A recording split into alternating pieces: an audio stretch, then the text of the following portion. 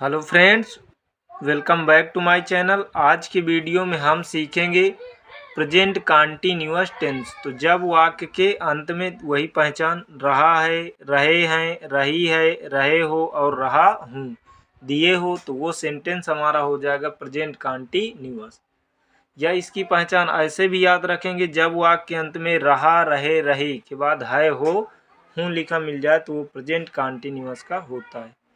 इस टेंस की खास बात हम सीखेंगे फ्रेंड्स की काम खत्म नहीं होता, मतलब काम चालू ही रहता है, क्योंकि बना ही किससे है, कंटिन्यू से। जैसे मान लो मैं तुमसे ही कहूँ कि मैं कंटिन्यू 4 घंटे तक पढ़ा सकता हूँ, तो इसका मतलब क्या हुआ, तो कंटिन्यू को मतलब लगातार।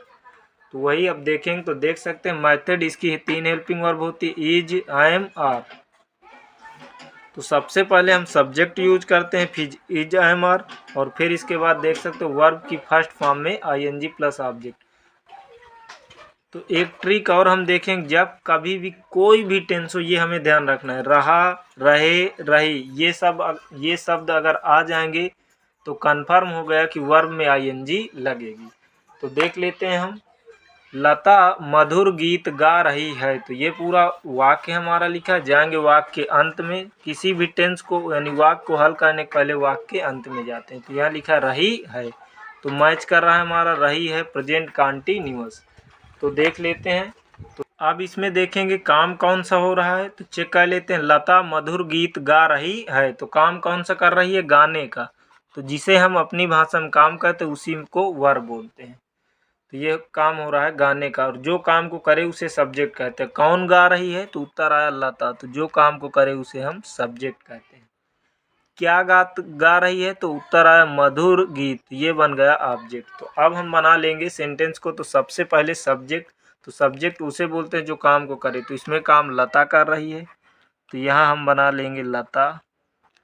अब एक की बात कर रहा है, लता मधुर गीत गा रही है, तो अगर एक की बात करें तो हम इज लगाएंगे, बहुत की बात करें तो आर लगाएंगे, और मैं के लिए एम लगाएंगे। तो यहाँ हम लगा लेंगे लता। अब एक की बात कर रहा है तो यहाँ हम दे देंगे इज, तो लता इज है। अब जैसे ही इज लगा तो काम कौन सा हो रहा है, गाने का, तो गाना की यहाँ हम क्या देंगे, सिंग। अब इसमें जब रहा, रहे, रही दिख जाए तो देख सकते हो इज, एम, आर के बाद सिंग, गाना। अब इसमें आई एन जी, तो लता इज है सिंगिंग, गा रही। अब खुद ही प्रश्न करेंगे, तो गा रही है तो फिर क्या गा रही है, तो मधुर गीत। तो मधुर की तुम्हें शायद ना पता हो, स्वीट, स्वीट, और गीत की होती है सॉन्ग। ये तो सेंटेंस हमारा क्या बन जाएगा, लता इज सिंगिंग स्वीट सॉन्ग, लता मधुर गीत गा रही है। उसी तरह देखेंगे, लता मधुर गीत नहीं गा रही है, तो जब सिर्फ इसमें क्या हुआ है, नहीं, तो जब निगेटिव आ जाए तो सिर्फ हमें इज, एम, आर के बाद नॉट दे देना है, तो वही बना लेंगे लता इज, क्योंकि कंटिन्यूअस ही है, और नहीं आया है तो नहीं, ये निगेटिव हो गया तो सिर्फ नॉट दे देना है। तो लता इज है, नॉट नहीं। अब काम कौन सा हो रहा है, वही देख लेंगे। तो वर्ब की फर्स्ट फॉर्म, तो गाना क्या होती है, सिंग। तो लता इज है, नॉट नहीं, सिंग गा रही, और रहा, रहे, रही दिख जाए तो आई एन जी। तो सेंटेंस क्या हमारा बन गया, लता इज नॉट सिंगिंग, लता नहीं गा रही है। अब खुद ही प्रश्न करेंगे, नहीं गा रही है तो क्या नहीं गा रही, मधुर गीत। तो मधुर की होती है स्वीट, और गीत की होती है सॉन्ग। तो सेंटेंस हमारा क्या बन गया, Lata is not singing sweet song. तो सिर्फ हमें निगेटिव दिख जाए तो इज, एम, आर के बाद नॉट यूज कर देना है। उसी तरह आगे देख लेते हैं, क्या लता मधुर गीत गा रही है, तो जाएंगे वाक्य के अंत में। तो रही है तो पी से प्रेजेंट और सी से कंटीन्यूअस। अब इसमें देखो स्टार्टिंग क्या से हो गई है, तो जब क्या से शुरुआत हो तो वो इंट्रोगेटिव हो जाता है। इंट्रोगेटिव हम तुरंत पहचान लेंगे। तो इंट्रोगेटिव की पहचान क्या होगी कि शुरू में इंट्रोगेटिव की खास बात ये होगी कि हमें ये पता चलेगा कि कोई किसी से कुछ पूछ रहा है। चेक कर लेते हैं, क्या लता मधुर गीत गा रही है, कोई तो है जो किसी से पूछ रहा है, मतलब ये होगा इंट्रोगेटिव। देखो स्टार्टिंग किससे है, क्या से। तो जब क्या से स्टार्टिंग हो तो जिस टेंस का होगा उसी की सबसे पहले हेल्पिंग वर्ब आ गई। अब देखेंगे इसमें काम कौन सा हो रहा है, तो क्या लता मधुर गीत गा रही है? तो लता काम कौन सा कर रही है? गाने का। तो जिसको हम काम कहते हैं अपनी भाषा में उसी को वर्ब, तो वी से वर्ब। अब कौन गा रही है? तो उत्तर आया लता। तो जो काम को करे उसे हम सब्जेक्ट कहते हैं। तो लता हमारा क्या हो गई? सब्जेक्ट। क्या गा रही है? तो उत्तर आया मधुर गीत। ये पूरा हो गया ऑब्जेक्ट। तो अब सबसे पहले यदि स्टार्टिंग क्या से हो, कोई भी टेंस हो, हमें यही ध्यान रखना है जिस टेंस की होगी उसी की हेल्पिंग हो। तो ये प्रेजेंट कंटिन्यूअस है तो इसकी 3 helping verb is, am, are. यदि एक की बात करेगा तो हम इज यूज कर देंगे, बहुत की बात करेगा तो आर। चेक कर लेते हैं। मान लो कोई हमसे कहे कि क्या लता मधुर गीत गा रही है? तो लता कोई एक लड़की, तो एक की बात कर रहा है तो क्या से चालू है? तो क्या दे दिया सबसे पहले? इज। अब इज आया तो किसकी वजह से? तो लता की। तो यहाँ हो जाएगा लता। अगर निगेटिव होता तो सब्जेक्ट के बाद नॉट। अब लता हो गया। जैसे ही लता लगा तो अब काम कौन सा हो रहा है?